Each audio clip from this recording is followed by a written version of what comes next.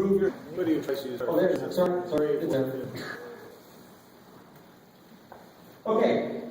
See, it's a little difficult to see, but this is an Austrian 8-year-old. So I want you to look at her runs. I'll run through a couple times. What do you like about her skiing? Throw out some ideas. What do you like about her skiing? Arms up. Whole time. Arms up is one, right? Whole plant. Wow. Angles. Balance. Angles. This is actually Thomas Earhart. I got to give him credit for this. He gave me this little clip. And if you can hear his voice on here, he says things like, "This is better than anyone on my Ontario ski team in terms of a pole plant." So, 8 years old. Okay, so we have a lot of concepts there. Balance, angles, arms up. Anything else? We're about to start skiing here pretty soon, right? How many of you are going to Colorado or Canada in the month of November? Or hoping for early snow here? One or the other.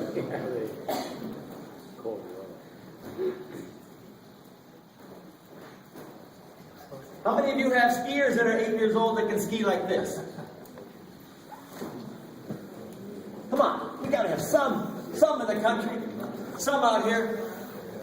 Okay.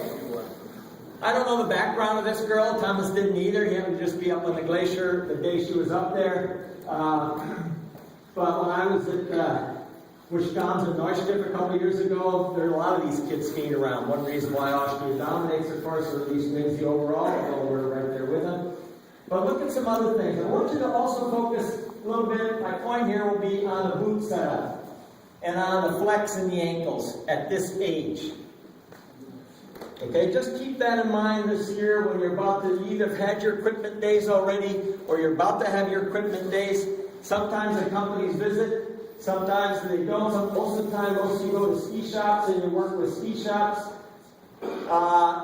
Get involved with the boot setup. Get involved with the boot setup. Don't rely on the rep at the shop or something like that and trust him. If the shop does most of the work for you, certainly go there and be part of it. But here's where it starts.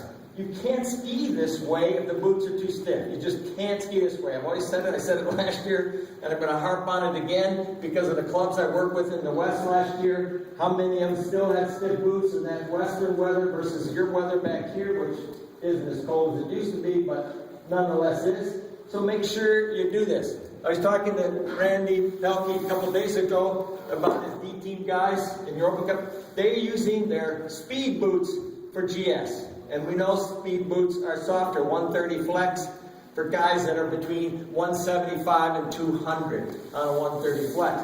Most of you are down in the 70s and 80s, depends on what kind of kids you're working with. But the problem with that is when I ask the companies, what happens when the temperature goes from 32 to 22 to 12 to 0 to 10 below with a 70 flex boot? They could not tell me what happens to the boot.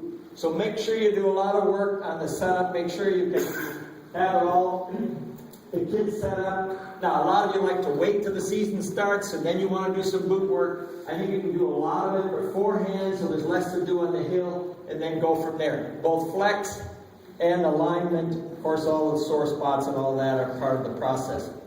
Okay, so we got a little bit there. This is a clip from Mammoth.